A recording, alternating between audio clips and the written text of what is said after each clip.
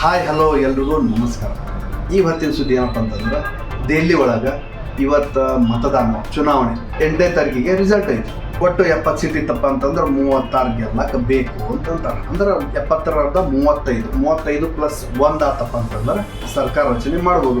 Has usual ಹೋದ ಸಾರಿ ಅರವಿಂದ್ ಕೇಜ್ರಿವಾಲ್ ಆಮ್ ಆದ್ಮಿ ಪಕ್ಷದ ಸಂಸ್ಥಾಪಕ, ಆಮ್ ಆದ್ಮಿ ಪಾರ್ಟಿ ಅದ, ಅವರು 62 ಸೀಟ್ ತಗೊಂಡು ಗೆದ್ದು ಮುಖ್ಯಮಂತ್ರಿನೂ ಆದರು. ಆಶ್ವಾಸನೆ ಕೊಟ್ಟರು, ಕೆಲವೊಂದಿಷ್ಟು ಈಡೇರವು, ಕೆಲವೊಂದಿಷ್ಟು ಈಡೇರಿಲ್ಲ.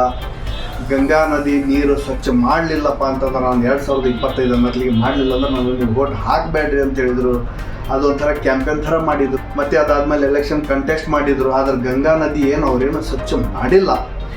ರಾಜಕಾರಣ ಅಂದಮೇಲೆ ಹೇಳೋದು, ಆಶ್ವಾಸನೆ ಕೊಡೋದು, ವೋಟ್ ಬ್ಯಾಂಕ್ ಸಲುವಾಗಿ ಮಾಡೋದು, ಇವೆಲ್ಲ ಬಂದ ಬರ್ತಾವೆ ಅದ್ರೊಳಗೆ. ಇಂದು ದೆಹಲಿ ಎಲೆಕ್ಷನ್ ಅನ್ನೋ ಒಂದು ಟೈಟಲ್ ಮೇಲೆ ಕೇಜ್ರಿವಾಲ್ ವರ್ಸಸ್ ಮೋದಿ ಯುದ್ಧ ಅನ್ನೋ ಒಂದು ಸ್ಟೈಲ್ ಒಳಗೆ BJP ಅವರು ಅರವಿಂದ್ ಕೇಜ್ರಿವಾಲ್ಗೆ ಬೆಂಡ್ ಮಾಡಾಕ ಏನೆಲ್ಲ ಸಾಹಸ ಮಾಡಾಕತ್ತಾರ.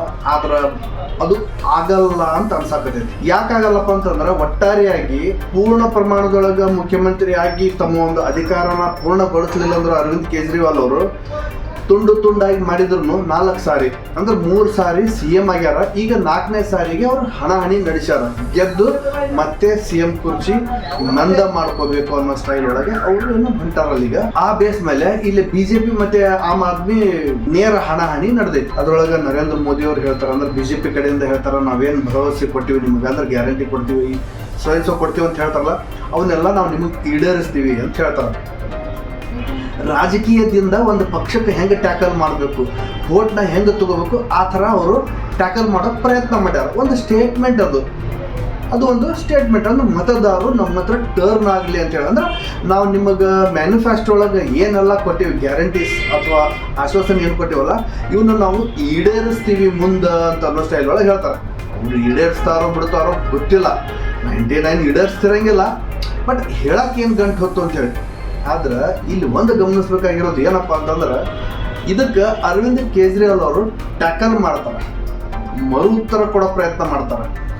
ಏನು ಹೇಳ್ತಾರೆ ಅಂದ್ರೆ, BJP ಮತ್ತು ಪೊಲೀಸರು ದಿಲ್ಲಿಯ ಬೀದಿಯಲ್ಲಿ ಗೂಂಡಾಗಿರಿ ಮಾಡುತ್ತಿದ್ದಾರೆ, ಆದರೂ ನಾವೇ ಗೆಲ್ಲುತ್ತೇವೆ. ಎಷ್ಟು ಬಾಲಿಶ್ ಅನ್ಸುತ್ತಂದ್ರೆ ಈ ಒಂದು ಸ್ಟೇಟ್ಮೆಂಟ್. ನಾನು ಆಗಲೇ ಹೇಳ್ದಂಗೆ 3 ಸಾರಿ ಇವರು CM ಗಾದಿ ಮೇಲೆ ಕುಂತು ಇಳಿದಾರ. ಮೊನ್ನೆ ಸಾರಿನೂ ಪೂರ್ಣ ಪ್ರಮಾಣದೊಳಗೆ ಅವರು CM ಗಾದಿನ ಪೂರ್ಣ ಪ್ರಮಾಣದೊಳಗೆ ಅವರು ಅನುಭವಿಸ್ಲಿಲ್ಲ. ಅದರ ಹಿಂದೆ 2 ಸಾರಿ ತುಂಡು ಅಂದ್ರೆ ಒಟ್ಟ 3 ಸಾರಿ CM ಆಗಿದ್ದವರು. ಈಗ ಈ ಸಾರಿ ಏನಾದರೂ ಎಲೆಕ್ಟ್ ಆದ್ರಪ್ಪ ಅಂತಂದ್ರೆ 4ನೇ ಸಾರಿ CM ಆಗ್ತಾರೆ. ಅವ್ರ ಹಿಂದೂ ಕೆಲವೊಂದಿಷ್ಟು ಪೆಡಂಭೂತಗಳು ಬೆನ್ನಿಗೆ ಬಿದ್ದಾವು. ಅವು ಏನು ಮಾಡ್ತಾವೋ ನಾಳೆ ನೋಡೋಣ. ನಾನು ಒಂದು ಸ್ಟೇಟ್ಮೆಂಟಿಗೆ ಸ್ಟಿಕಾನ್ ಆಗಿದ್ದು ಏನು ಅಂತಂದ್ರೆ, ನಾವೇನು ಭರವಸೆ ನೀಡಿದ್ದೇವೋ ಅದನ್ನು ಈಡೇರಿಸುತ್ತೇವೆ. ಈ ಬಾರಿ ದೆಹಲಿಯಲ್ಲಿ BJP ಸರ್ಕಾರ ರಚಿಸಲಿದೆ ಅಂತ ಹೇಳಿ ನರೇಂದ್ರ ಮೋದಿ ಅವರು ಸ್ಟೇಟ್ಮೆಂಟ್ ಕೊಟ್ರ, ಅರವಿಂದ್ ಕೇಜ್ರಿವಾಲ್ BJP ಮತ್ತು ಪೊಲೀಸರು ದಿಲ್ಲಿಯ ಬೀದಿಯಲ್ಲಿ ಗೂಂಡಾಗಿರಿ ಮಾಡುತ್ತಿದ್ದಾರೆ, ಆದರೂ ನಾವೇ ಗೆಲ್ಲುತ್ತೇವೆ. ನಾನು ಆಗಲೇ ಹೇಳಿದ್ನಲ್ಲ, 3 ಸಾರಿ CM ಗಾದಿ ಮೇಲೆ ಕುಂತು ಇಳಿದಾರೆ ಇವರು ಕೇಜ್ರಿವಾಲ್. ಮಜಾ ಏನಪ್ಪಾ ಅಂತಂದ್ರ, ಡೆಲ್ಲಿದು CM ಇವರೇ ಇದ್ರು.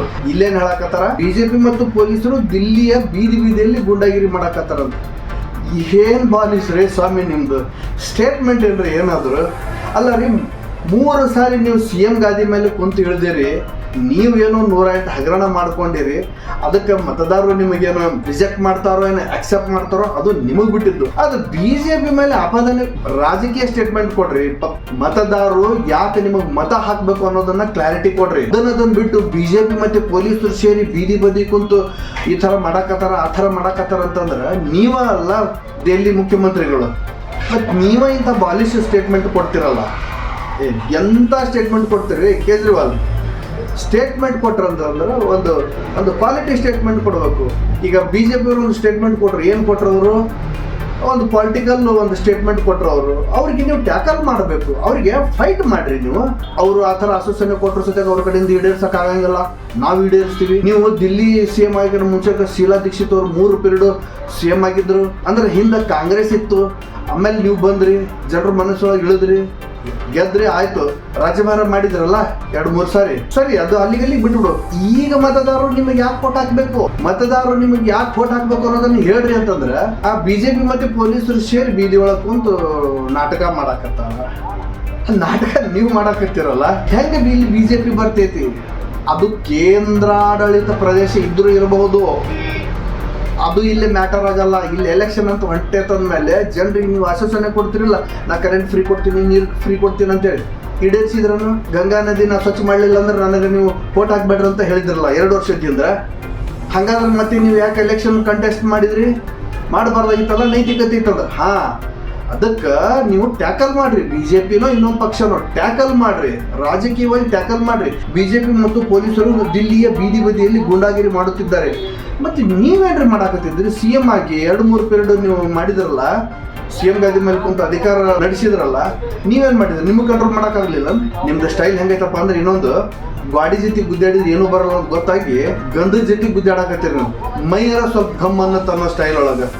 ಇದನ್ನ ಬಿಡ್ರಿ, ಇದನ್ನ ಬಿಟ್ಟು ಪಾಲಿಟಿಕ್ಸ್ ಮಾಡ್ರಿ. ಏನು BJP ಆಪದ್ದು ಏನು ಸ್ಟೇಟ್ಮೆಂಟ್ ಅದಾವಲ್ಲ, ಅವ್ರವ್ರ ಸ್ಟೇಟ್ಮೆಂಟ್ ಅವ್ರವ್ರ ಹಿಂದೆ ಅವ್ರು ಏನಾರ ಸ್ಟೇಟ್ಮೆಂಟ್ ಕೊಡಲಿ, ಹೆಂಗಾರ ಸ್ಟೇಟ್ಮೆಂಟ್ ಕೊಡಲಿ, ದಿಲ್ಲಿ ಗಾದಿ ಯಾರು ಇರ್ತಾರ ಅನ್ನೋದು ಬಹುಶಃ ಬರೋ 8ನೇ ತಾರೀಕಿಗೆ ಸ್ಪಷ್ಟತೆ ಸಿಗ್ತೈತಿ. ಇದನ್ನ ಸ್ವಲ್ಪ ಅಡ್ವಾನ್ಸ್ ಆಗಿ ಹೇಳಬೇಕು ಅಂತಂದ್ರೆ, ಇಲ್ಲಿ BJP ಸರ್ಕಾರ ರಚನೆ ಮಾಡುತ್ತ ಅನ್ನೋ ಗ್ಯಾರಂಟಿ ಇಲ್ಲಿ ಸರ್ಕಮ್ಟನ್ಸ್ ಒಪ್ತಾ ಇಲ್ಲ, ಸನ್ನಿವೇಶಗಳು ಒಪ್ತಾ ಇಲ್ಲ BJP ಸರ್ಕಾರ ರಚನೆ ಮಾಡುತ್ತಂತಂದ್ರೆ.